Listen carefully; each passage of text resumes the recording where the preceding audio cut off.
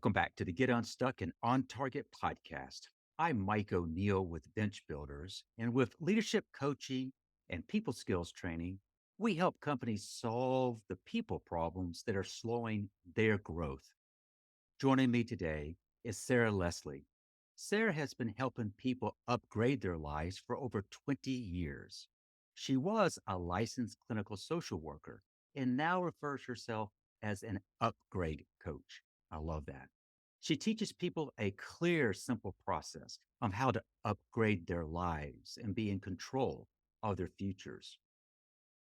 She personally knows the challenge in accomplishing big goals in life and believes that the best way to make that happen is to work alongside a professional who knows how to do it. And I think Sarah is just that person. Welcome, Sarah. Thank you. It's great to be here. Most of our listeners may or may not know I get the opportunity to have a conversation with guests prior. And we had a conversation that, quite frankly, I kind of wish we just hit the record button at the beginning. It was a rich conversation, it was kind of far reaching. And I found myself hanging up from that thinking, which ways might we go with Sarah? And I've got some ideas, but we may see where that takes us. But I want to read something that's from your LinkedIn bio. And it goes like this: My whole life, I played by the rules, listened to all the voices, did all the right things. And yet, after working so hard for 20 years in a career I loved, making six figures, successfully running agencies, and owning my own beautiful home, I realized I was miserable. What a way to draw someone in to the conversation. Tell us a little bit more about what happened next. Yeah. So I got just a slight bit emotional. Thank you for reading that. It definitely took me back. And it fits so beautifully with really our last conversation. And also, I think the conversation we'll end up having today. I had to make some really hard decisions, some hard choices, some hard decisions, things that I was terrified of doing, that I had been talking about doing, but hadn't really been taking action on in a way that would change the game, right? I was taking little action. I was moving things around. At the time, I was a clinical director at a treatment facility, overseeing about 150 clients. And I was doing everything I could to make it work, right? Put things in order, move them around, as they say. It sort of started to feel like I was literally just changing the furniture. I had all the same furniture in my office, right? But I was moving it all around, really trying to make it work because in theory, I did love my job. I loved the people I was working with. I loved the team. I loved the mission. But there were just some things really out of order, both there in my workplace and then also at home. And so I had to make some really hard decisions.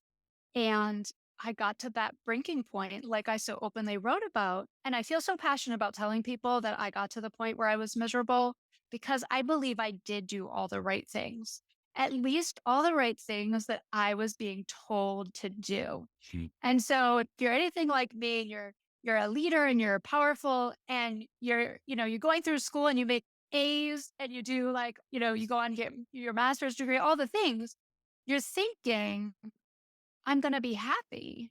I'm going to feel really good about who I am. And life is going to be like amazing by the time I hit 40. Well, that did not happen.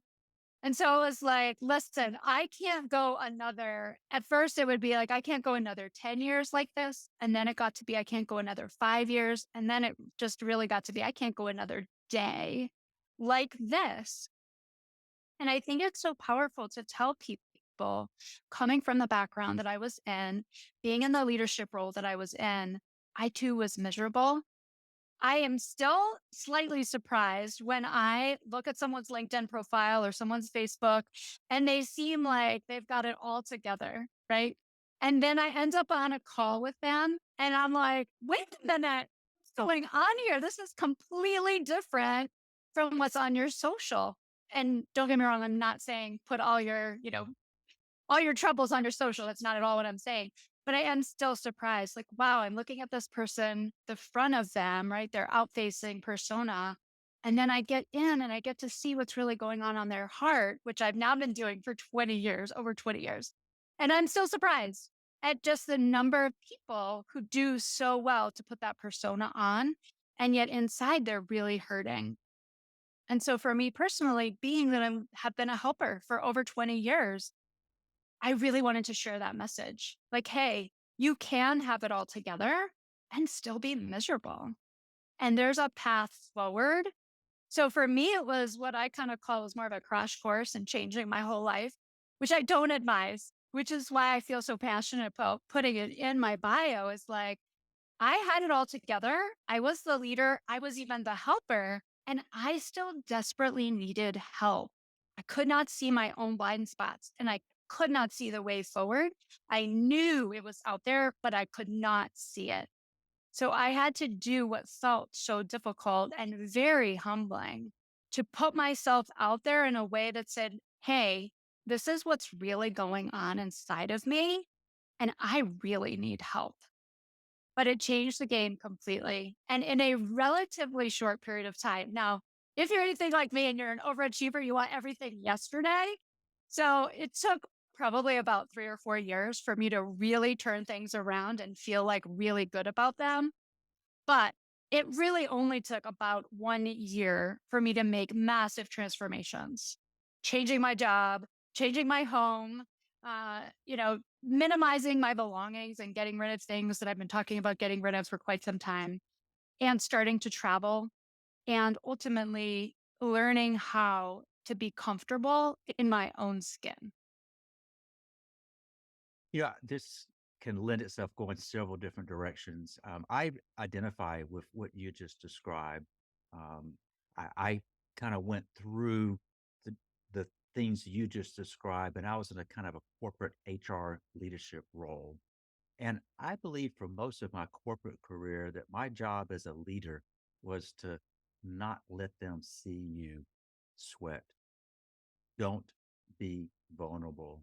And what I'm finding now in my one-on-one work with leaders, working with leadership teams, it's that willingness to be vulnerable that really differentiates a good manager from a great leader. Yes, absolutely. And I would just add to that, and one of the things that I was thinking about as I was getting ready for our time together today is how to do that well, Mm. right? Because just like I alluded to earlier, sometimes people will hear my message and say, oh, well, I should, are you saying that I should put all of my like personal details out there on my socials? And it's like, no, of course not.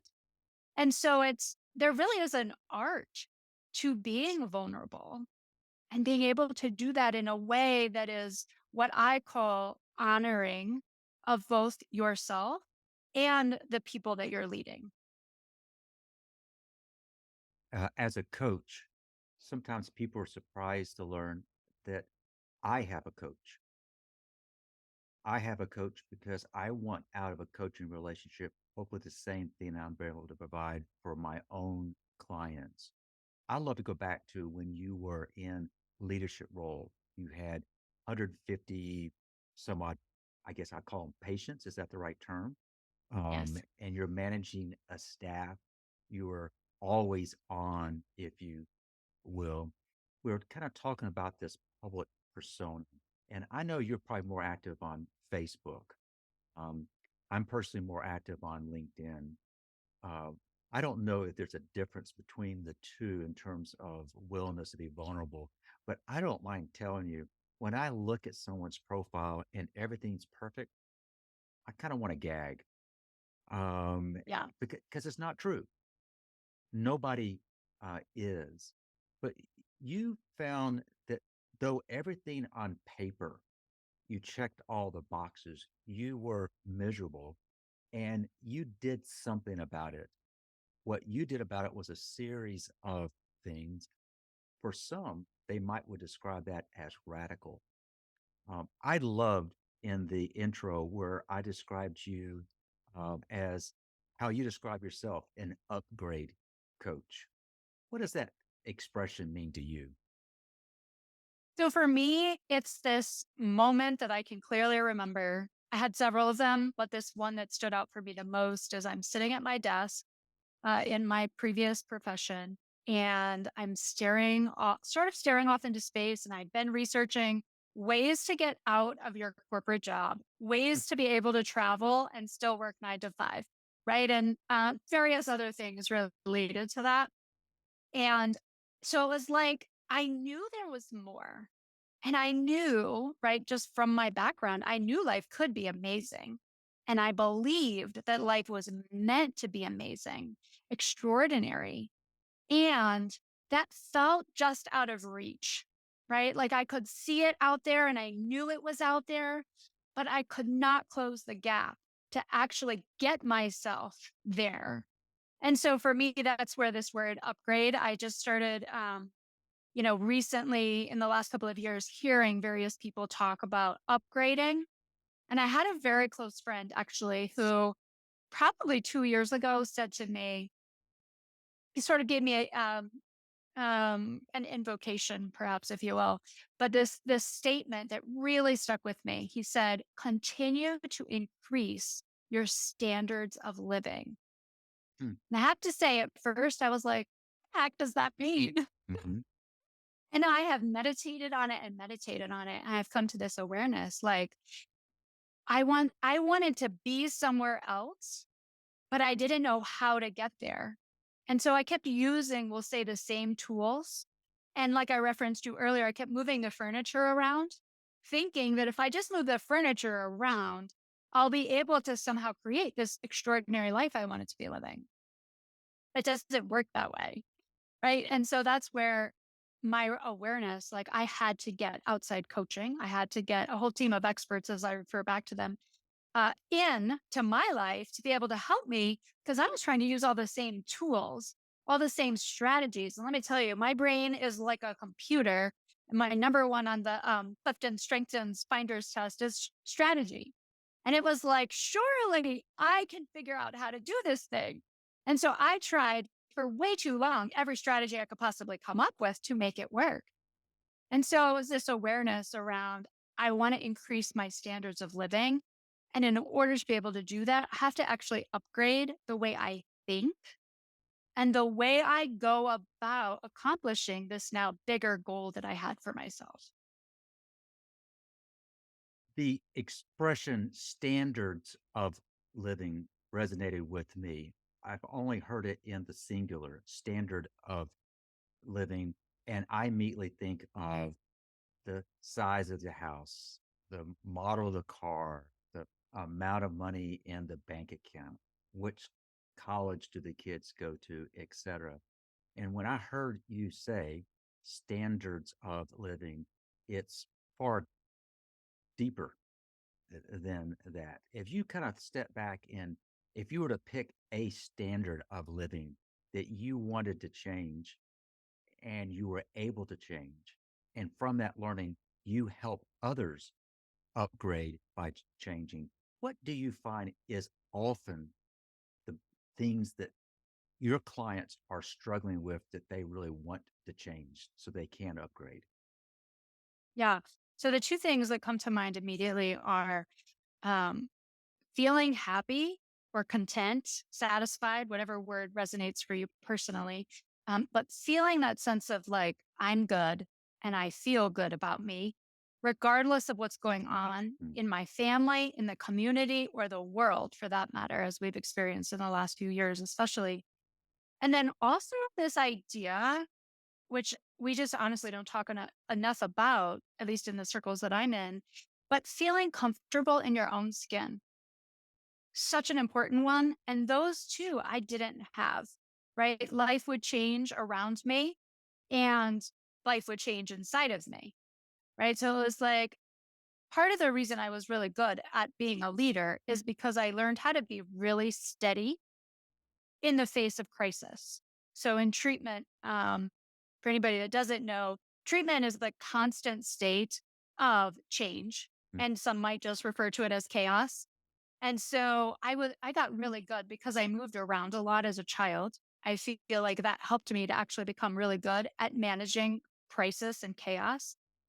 But internally, I was not, as stable as I needed to be in order to actually feel really good. I could keep things stable around me. That was not a problem. But who wants to live I mean, as I get to ready to say, who wants to live a stable life? For me personally, that's just no longer inspiring. Yes, we want to be stable. Don't get me wrong, for anybody listening. Yes, I know we do want that. But the thing we also want, and we oftentimes shy away from, is we want that variety in life. We want that excitement. We want that adventure. And so a lot of people sort of err on the side of stability and security, negating almost this other half of us that I believe all humans have, which is to feel adventure and excitement and pleasure. Adventure, pleasure, those are not words that typically kind of come out of maybe my mouth. Maybe it doesn't come out of your client's mouth. There was a third one: adventure, pleasure. What was the third one? Do you remember what you just said? Probably something along the lines of like excitement. There you go. That was it. Um, what is it about the way things are now that squashes excitement, pleasure, adventure? Why do people feel that that's elusive? Why is it elusive? Yeah, for me, and I think a lot of people in all the conversations I've had with people, there is such a focus on being in control, doing things right. Right. I mean, really, from a very early age, you're like planning for how you're going to get into the good college. And then you're like planning very quickly after you get to the good college how to retire really well.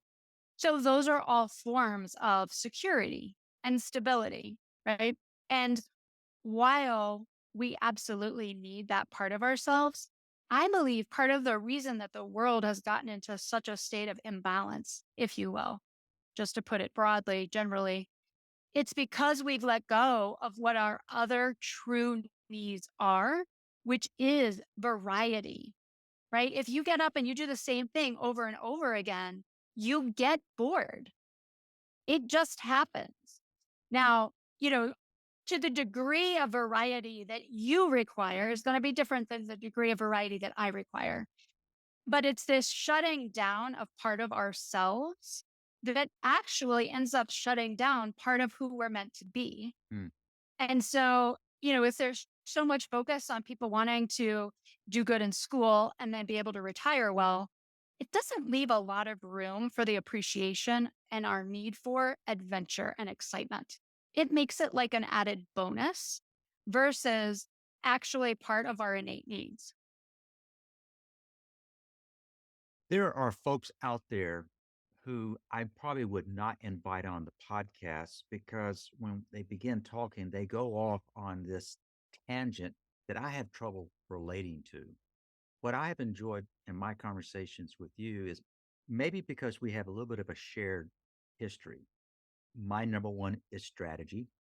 Two, I found myself and still do find myself calm under pressure. But I also found myself saying, you know, I'm good at what I do. I'm well compensated at what I do. I can do this for quite some time, but it wasn't enough. What I kind of grow in my appreciation of you is how you, in working with your clients, how you help them unlock that strategy. So let me tie that back to the question I try to ask all guests. And that is, can you think of a time where, and you've already kind of alluded to where you got stuck, but maybe a time where a client got stuck? And what did it take? What did you do in working with that client to help them get unstuck? Oh gosh, there's so many different things and it really is very individual. But what is across the board that I talk about regularly, really in just about every conversation, it just came up sporadically in the conversation I had before our time here today. It's really getting clear with what you truly want. And it seems like such an interesting question. And sometimes I think people dismiss it quickly because whether it's a catchphrase they've heard before or it sounds too much like some of the, poppy things that are out there, like live your best life. The thing about it is, if you're not really clear, you're oftentimes going after the wrong things. Mm, Right. And so if we're just sort of aspiring to go to the good college, get the good job, and retire, like I said, one, you're going to get bored for sure. And we do that because we want to be a part of the pack, right? As humans, we're in community and we want to be a part of, we want to belong. And so we kind of go on that same adventure that everyone else is going on. Only you get stuck because you're following what someone else is doing versus really tapping into your own uniqueness, which again sounds like such a catchphrase. And yet, when you really understand that you have a unique purpose, you have a unique drive, you have unique ambition. And if you tap into what yours actually is instead of copying the next person's, you'd never get bored. You just literally can't get bored. Right. And so helping my clients, helping really anybody that I mean, sometimes I can be out at a restaurant sitting at the bar and I'll end up in conversation with somebody. And then just how I attract what I attract to me, we oftentimes end up talking about, well, what is it yet you're really wanting? And I usually ask that question 3 or 4 times and I spin it just slightly. And then all of a sudden, the person's face just lights up. And I'm like, oh, we just found it. mm. You Yeah. know, it may be at a restaurant, at a bar, it may be in a coaching session, and you can see their eyes light up. You can see the light bulb goes off. They begin to kind of get clearer on that. It seems to me that with that clarity, it doesn't take long before they go back to the quote real world, and the real world begins chipping away at that. How do you help your clients get back to that clarity when they find themselves reverting back to the older ways? Does that question make sense? Yeah. Well, the thing that I help people with is really learn a new way to live. And that was ultimately what I needed. Hmm. I was again trying to live an old way. In other words, using my old strategies, my old rules, my old beliefs, my old values. And so, again, those were really based on someone else's, not good or bad, right? They're just someone else's based on all of my learnings and upbringings and the people I was around. And so when you really learn a new way to live, which is to truly tap into yourself, one, and also accessing the greater spiritual connection that we all have to each other, whatever an individual happens to call that, and you align yourself with the possibility that this is actually the way you can live. Right. So I spend a lot of the coaching time, I work with people for periods of 6 months. Throughout the whole time period of working with people, we're always nurturing belief that they can have what they truly want. And so you really have to adopt a new way of living because when you talk to the average person out there in the world, the average person out there in the world does not actually believe they can have whatever it is that they want. Hmm. So that's a huge paradigm shift. Yeah. So we spend a lot of time nurturing that. And I spend a lot of time detailing out, specifically what it is they want, forming it into certain sentence structures that their brain actually would believe, right? Because a lot of this, we're having to convince ourselves, which is another way to say we're having to retrain, recondition our own minds, our own beliefs about what's possible. So that's really the thrust of the work. Tangible exercise I can give you is literally writing down what it is that you want Hmm. and doing it in a way that's like, so a lot of this goes around setting intention and setting the energy for doing the exercise. Because when a person isn't highly motivated, they're going to answer this question just totally differently than the person who's like, I am ready and I want that life that I can see just up ahead of me. I want it right now. So that person already is going to sit down and answer that question very differently. And I would help them frame it in such a way that they actually go out into the future. And I say to them, all the problems that you've been having to get to that place that you want to go, we've closed the gap Mm. and you're there. So put whatever time frame on it that you need to. If that's 5 years out, 10 years out, 20 years out, depending on how far away it feels for you. And I want you to be there. Right. And so usually I do a little exercise where I have them close their eyes and actually visualize themselves at whatever age that is. And then I ask them to spend some time writing out from the perspective of them now 5, 10, 20 years into the future and reflecting back. So let's just use 20 years into the future. And now you're going to sit down and you're going to write. I'm 45, soon to be 46 for anybody who maybe is curious instead of me just saying 20 years. So at 66, right? Whoa, that is that is a little shaky. So at 66, I'm now looking back, right? And I'm writing out the literal things that I have so been longing and desiring to have happen. Yes. And so writing it from that future self, it just brings out things that you wouldn't normally think about. And it brings out, more importantly, the emotions of I'm 66 and I've traveled to Paris and I've traveled to Greece and I've lived in Ireland for 6 months. Those levels of details of the things that I desire yet to do in these next 20 years. But it brings out an emotion that actually gets attached to the vision, right? So we're pairing both the thoughts that we think in our mind and also the emotions that we feel in our body, along with this vision that you desire for yourself. It's by far the most powerful way to get anything that you want is combining all three of those. What you just described, combining all three of them, when you said envision 20 years from now, for me, as a visual person, I did so, but that is using kind of my brain. I'm kind of using logic to kind of get that picture in mind so I can quote see it. I'm a visual person. But what really made what you just said particularly powerful is when that vision is clear, reflect on how you feel. And it sounds to me that it's the feelings that oftentimes drives our behavior.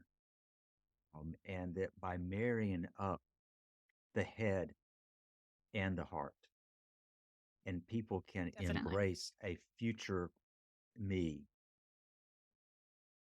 X number of years out in the future, then they have something that they can aspire to. That's a great illustration of kind of how you help clients. Sarah, for those Yeah. who are watching on YouTube, they see a marked contrast. I'm sitting in front of a bookcase full of books. It's kind of boring. I'm wearing a brown shirt. Pretty darn dull. If you're watching on YouTube, you're seeing Sarah in front of a backdrop that's very colorful. Sarah uses color. Tell me a little more about how does color? How does that define you? Yeah. So I'll touch also just on what you were just sharing and answer the question at the same time. For me, it's really about tapping into our imaginations, Mm, right? And so our imaginations, the way I think of the imagination, it's sort of akin to fantasy. And so you're tapping in both to the mind and the heart at the same time. While also from my perspective, again, I don't want anybody to read into it or not benefit, but there's also this spiritual overlay that happens when we tap into our imaginations. And so we're going into some other part of ourselves and we're accessing something that we can see. And if you access something that you can see within your own time alone, we'll say in your imagination, we know that it's possible. I'll just leave that to hang there for a moment. And for me, what happened when I was miserable and bored out of my mind, essentially, is what I came to learn. I was really not miserable. I was really bored out of my mind and feeling incredibly depressed about it. So the color drained out of my life. mm, I used to be a person that loved color, which I had honestly forgotten about until I ran into a friend that I had been friends with 20 years prior. And he noted, wow, you don't have very much color going on. What's going on with that? And so for me, I had lost my color. And it's also taken just about 4 years to actually get my color back. This new persona, we'll say, that feels most aligned with who I actually am is just about a year old.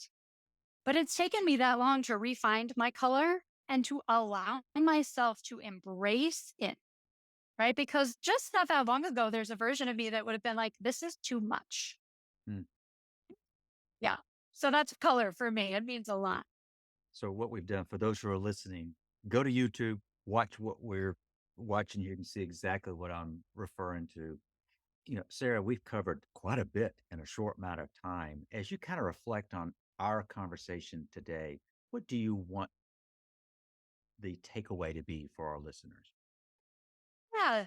So I think, really listening to everything that we've talked about today, I think this part around it's super actionable and you could have profound change from doing that exercise that I shared today.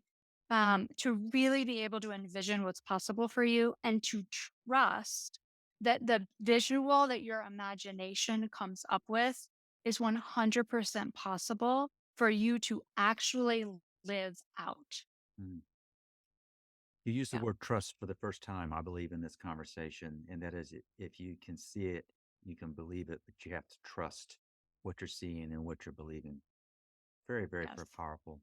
Sarah, for those folks who want to connect with you, what's the best way for them to do so? Yeah. So the best way truly is to come friend me on Facebook. I do all my, most connecting with people through my personal Facebook page. So come find me over there, Sarah Leslie, Liberated Badass. And you can also check out sort of the traditional stage, which is sarahlesliecoaching.com. Excellent. I'm laughing. We will put both of those in the show notes. So if you're driving, I didn't get that, it will be in the show notes so you can click that. This is our second or third conversation. Each one have gotten richer and richer. Sarah, thank you. You are so welcome. I have immensely enjoyed it. Well, I have too. I must also thank the listeners for joining us today. If you'd like to subscribe to this podcast, you can do it a couple of ways. One way is go into your browser, type unstuck.show. And while you're there, you can also subscribe to our weekly management blog. It's not very creative, it's called The Bottom Line.